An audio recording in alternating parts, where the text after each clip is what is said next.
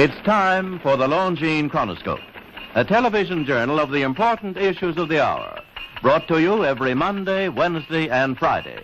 A presentation of the Longines Whitnor Watch Company, maker of Longines, the world's most honored watch, and Whitnor, distinguished companion to the world-honored Longines. Good evening, this is Frank Knight.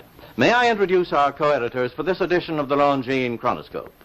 Larry Lasser, CBS News correspondent, and Kenneth Crawford, National Affairs Editor of Newsweek magazine. Our very distinguished guest for this evening is Admiral Richard E. Byrd. The North Pole used to be a no-man's land, but these are the days when, by buying a ticket on a commercial airliner, you can fly across the North Pole and drink a cocktail at the same time. You know, only 60 or more years ago, about 35 years ago, our guest tonight found out whether there was any land north of the North American continent. He made that first discovery flight, and I must say that Admiral Byrd, our guest tonight, is not only our greatest living explorer, but he's been an inspiration to countless Americans. Admiral Byrd, you've been to both the North Pole and the South Pole. Is there any unexplored land left on this earth that might appeal to adventurous young Americans? Yes, there is. And not up around the North Pole, because it's getting crowded up there now, because they find out it's really usable, not only to live in, but militarily. But strangely enough, there's left in the world today an area as big as the United States that's never been seen by a human being. And that's beyond the pole on the other side of the South Pole from Middle America. And I think it's quite astonishing that there should be an area as big as that unexplored.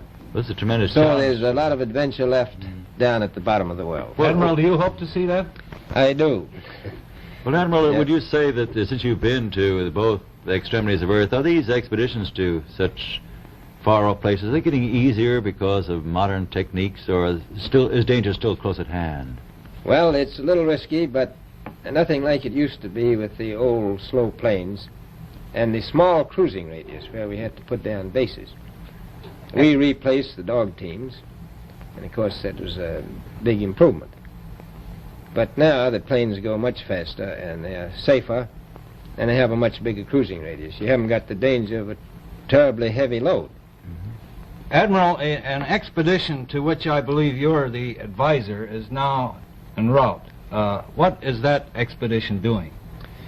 Well, that's the icebreaker Atka, and it's a reconnaissance expedition.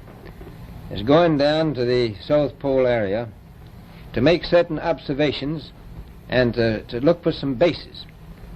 They will be back in April, and they will report back, and upon the information we get from that undertaking, we will base the bigger expedition that's to follow. Is that very definitely planned, or is that... That is being planned right now. So I'm willing to say to you that there will be a number of expeditions that will follow, I think, year after year, at the bottom of the world, because the government has really become interested. Well, Admiral Byrd, I can understand, I think everybody can, the interest in the North Pole because it's so near our greatest challenger, Soviet Russia. But why this interest in the bottom of the world? Nobody living down there, is there? No, it's pretty cold. There's only one permanent resident, that's the emperor penguin. The little ones live further north. I tell you one reason they're interested. It's by far the most valuable, important place left in the world for science. That's why the scientific groups all over the nation are really interested.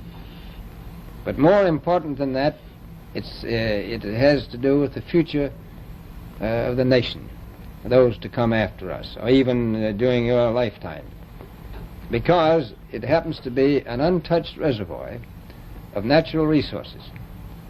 And, you know, as the world shrinks with an ever-increasing acceleration, far-flung places, once useless, like we thought the North Pole was, and no man's land, become very useful. The bottom of the world will be important, not only to us, but to our allies.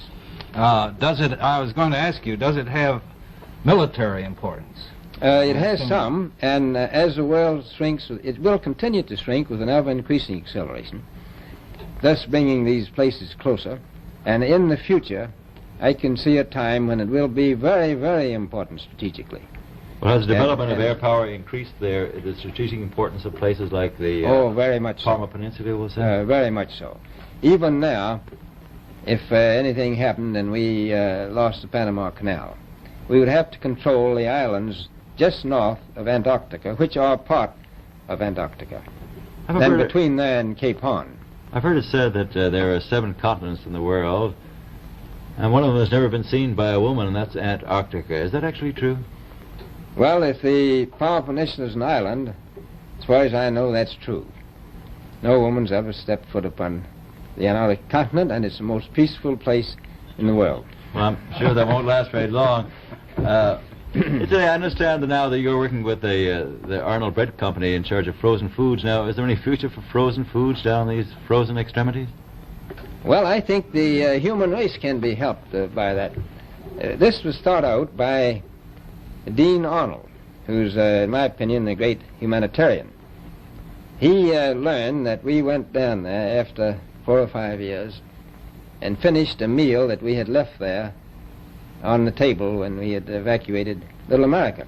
Everything was perfect, including the bread. So he got the idea of this frozen bread, and already he sent some to Europe, and it worked very well over there to some of the starving people. So you can store it down to the Antarctic, and against the lean years, and you wouldn't have any people in the world really starving if you did that. Yes, in the event of an atomic war... You stay there forever. Admiral, you speak of the resources of Antarctica. What are they? What are the natural resources there? Well, we've found enough of coal within 180 miles of the South Pole in a great ridge of mountains. It's not covered with snow, enough to supply the whole world for quite a while. Well, that's the coal. Now, there's evidence of many other minerals. We are pretty sure there's oil. Now, that coal shows the bottom of the world. Now, by far the coldest spot in the world. Where that coal is gets 100 below zero in the winter. Well, it was once tropical. So we think there's oil there, and there's evidence, probably uranium there.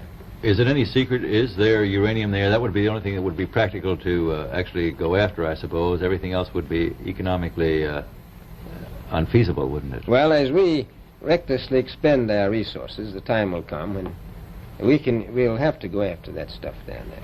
Well, you know, I avoided what you said about uranium. I'm not sure about that. I don't want to have the world fight over the Antarctic. Admiral, is there a competition among other nations to try to get information about Antarctica and possibly to secure some of these resources? Well, yes. There are now 7 nations very much interested. Russia is interested tremendously. That I'm sure of. Australia has an expedition down there. The Argentine, the Chile, New Zealand, Britain, and so on. Now, you can understand those people down there being interested because they live down there, the New Zealanders, the Argentinians, the Chileans, and the Australians. And so we don't do much about claiming anything. Admiral, you make this sound a little crowded. Are there that many expeditions now there or en route there? Well, you know, as I said, it's the most peaceful place in the world, but I don't think it will be for long because of this intense interest on the part of other nations and this nation. Well, Admiral Byrd, are private expeditions a thing of the past? Is expedition and exploration, making expedition and exploration now purely a government function because of the tremendous cost and organization? No, I don't think so. I think down south it may be more or less a thing of the past, but not other expeditions that go there. A lot of them go north now. This latest expedition now on the way is a government expedition, I take it. Yes, that's the government. Byrd, may I ask you, is there a great difference between the top of the world and the bottom of the world? There is. Now, the North Pole is the center of an ocean 10,000 feet deep. The South Pole, the center of a plateau, 10,000 feet high. The North Polar Sea is surrounded by continents slightly frozen. The Antarctic continent is surrounded by a belt of ice frozen seas of at least 1,200 miles thick. Now, the south is a plateau. It gets, in some places, 14,000 feet up. I've been over areas about 13,000, and it's a little bit chilly up there. So there's that big difference between the top and bottom of the world. The north really isn't very cold up there on the Arctic Ocean. Not compared to the south. Admiral Byrd, we often hear it said that our young Americans now aren't as hardy as their forefathers.